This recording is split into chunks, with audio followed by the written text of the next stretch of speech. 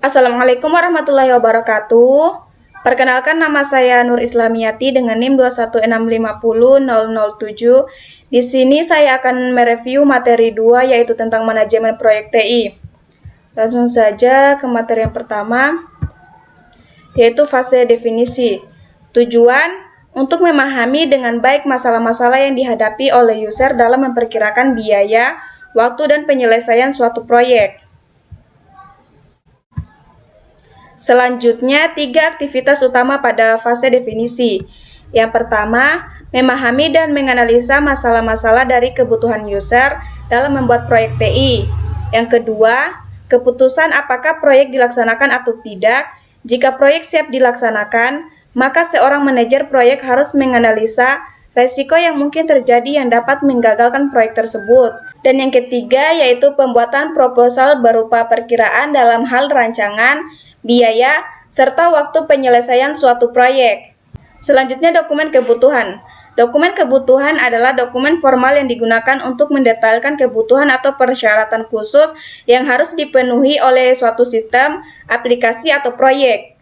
Dokumen ini umumnya mencakup kebutuhan fungsional, kebutuhan non-fungsional, batasan sistem, serta kriteria validasi dan verifikasi. Tujuannya adalah untuk memastikan bahwa semua pihak yang terlibat dalam pengembangan proyek memiliki pemahaman yang sama tentang apa yang diharapkan dari sistem atau aplikasi yang akan dikembangkan.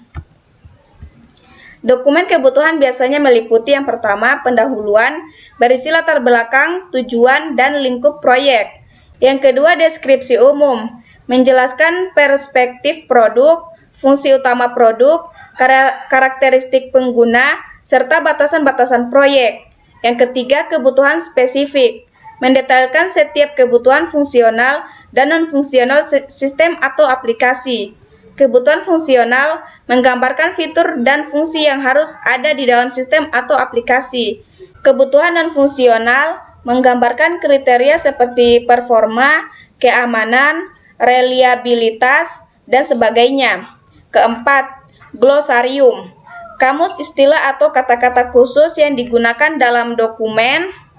Dan yang kelima, lampiran, bisa berupa diagram, mock-up, atau informasi tambahan lainnya yang relevan dengan dokumen kebutuhan. RD menyatakan masalah-masalah yang dihadapi user dan solusi umum yang dibutuhkan. Bahasanya berorientasi pada bahasa yang digunakan oleh user sehari-hari dan jauh dari bahasa komputer. Kadangkala dokumen RD digunakan sebagai permohonan untuk sebuah proposal ketika user menawarkan proyeknya kepada kontraktor luar. Selanjutnya, langkah-langkah dalam pembuatan dokumen kebutuhan. Sebelum pembuatan dokumen kebutuhan atau RD, ada beberapa langkah penting yang harus dilakukan untuk memastikan bahwa RD yang dibuat nantinya akan akurat, lengkap, dan sesuai dengan kebutuhan proyek. Berikut adalah beberapa hal yang dapat dilakukan. Yang pertama, pemahaman proyek. Memahami tujuan, lingkup, dan sasaran dari proyek. Ini dapat dilakukan dengan membahasnya bersama pemangku kepentingan utama. Yang kedua, identifikasi pemangku kepentingan. Mengetahui siapa saja yang terlibat dalam proyek dan apa peran mereka. Pemangku kepentingan bisa berupa klien, pengguna, tim pengembangan, dan lain-lain. Ketiga, wawancara dan diskusi dengan pemangku kepentingan. Melakukan pertemuan atau wawancara dengan pemangku kepentingan untuk mengumpulkan kebutuhan awal dan mendapatkan pemahaman yang lebih dalam tentang apa yang diharapkan dari sistem atau aplikasi. Keempat, analisis pasar. Jika proyek berkaitan dengan produk komersial, analisis pasar bisa membantu untuk memahami tren, persaingan, dan kebutuhan pelanggan. Kelima, studi kelayakan. Menilai apakah proyek layak untuk dikerjakan dari segi teknis, finansial, dan operasional. Keenam, identifikasi kebutuhan awal. Mengumpulkan daftar kebutuhan awal yang mungkin akan masuk ke dalam RD nantinya. Daftar ini bisa berupa fitur-fitur yang diinginkan, batasan teknis, dan lain-lain. Ketujuh, penyusunan kerangka kerja RD. Membuat outline atau kerangka dasar dari RD yang akan dibuat. Ini akan memudahkan dalam proses penulisan RD nantinya. Kedelapan, evaluasi teknologi yang diperlukan. Menilai teknologi apa saja yang mungkin diperlukan untuk memenuhi kebutuhan proyek. Kesembilan, pembuatan prototipe awal. Jika memungkinkan membuat prototipe sederhana dari sistem atau aplikasi untuk mendapatkan feedback awal dari pemangku kepentingan. Dan ke-10, penyusunan jadwal dan rencana kerja. Menentukan jadwal pengembangan, pengujian, pelatihan pengguna, dan peluncuran sistem. Selanjutnya, contoh pembuatan sistem informasi perpustakaan universitas. Berikut beberapa hal yang dapat dilakukan sebuah pembuatan dokumen kebutuhan RD untuk proyek ini. Yang pertama, pemahaman proyek. Memahami tujuan dari sistem informasi perpustakaan, apakah hanya untuk peminjaman dan pengembalian buku, atau juga untuk reservasi ruang baca, pemesanan buku, dan fitur lainnya. Kedua, identifikasi pemangku kepentingan. Dalam kasus ini, pemangku kepentingan bisa berupa pustakawan, mahasiswa, dosen, staf IT, dan pengelola perpustakaan. Ketiga, wawancara dan diskusi dengan pemangku kepentingan. Melakukan pertemuan dengan pustakawan untuk mengetahui proses kerja saat ini dan fitur apa saja yang diinginkan dalam sistem baru. Keempat, analisis pasar. Meskipun ini bukan produk komersial, membandingkan dengan sistem informasi perpustakaan universitas lain dapat memberikan ide fitur apa yang bisa ditambahkan. Kelima, studi kelayakan. Menilai apakah sistem informasi yang diinginkan bisa dibangun dengan sumber daya yang ada, misalnya anggaran, tenaga kerja, waktu. Keenam, identifikasi kebutuhan awal. Daftar fitur seperti peminjaman buku, pengembalian buku, pemesanan ruang baca, notifikasi batas waktu pengembalian, dan lain-lain. Ketujuh, penyusunan kerangka kerja RD. Outline dari fitur-fitur yang akan dimasukkan, struktur database yang diperlukan, dan teknologi yang akan digunakan. Kedelapan, evaluasi teknologi yang diperlukan. Apakah sistem akan berbasis web atau aplikasi desktop? Apa database yang cocok untuk menyimpan data buku dan anggota? Kesembilan, pembuatan prototipe awal.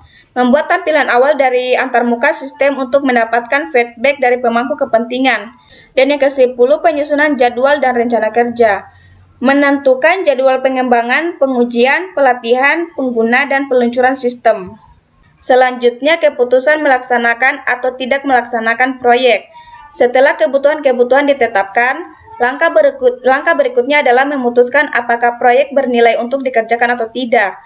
Untuk membantu membuat keputusan itu, suatu studi kelayakan dilakukan untuk menjawab pertanyaan, dapatkah sistem ini dibangun secara teknik? Sayangnya tidak semuanya mungkin secara teknik, hingga pertanyaan-pertanyaan untuk dijawab diubah menjadi dengan biaya berapa sistem dapat dibangun dan apa keuntungannya. Dalam suatu studi kelayakan, kita mempertimbangkan semua penyelesaian masalah teknis yang mungkin dan coba untuk memperkirakan biaya dari masing-masing penyelesaian masalah. Untuk suatu proyek yang berukuran besar, kita mempertimbangkan keputusan utama mengenai hardware apa yang digunakan dan apakah akan membuat atau membeli software. Untuk proyek berukuran kecil sampai menengah, studi kelayakan yang formal tidak perlu ditulis. Biasanya cukup dengan mengangkat seseorang untuk mempelajari penyelesaian masalah yang mungkin dan menilai keuntungan-keuntungan. Perkiraan keuntungan ini mungkin saja mudah, tetapi seharusnya tidak dipergunakan. Manajer proyek tidak hanya harus menjawab apakah proyek ini secara teknik dapat dikerjakan, tetapi juga menjawab pertanyaan yang lebih penting, apakah proyek ini dapat dikerjakan oleh saya sekarang? Manajer proyek harus bertanya pada diri sendiri, apakah proyek yang ada memiliki peluang untuk sukses, atau proyek tersebut akan mengalami kegagalan disebabkan oleh terbatasnya sumber-sumber, pengetahuan, atau risiko di luar kekuasaannya. Tidak terkira proyek-proyek telah gagal secara keseluruhan maupun sebagian, karena orang mengabaikan tanda-tanda penting dan nyata yang menunjukkan kegagalan. Setiap rencana dipengaruhi oleh risiko.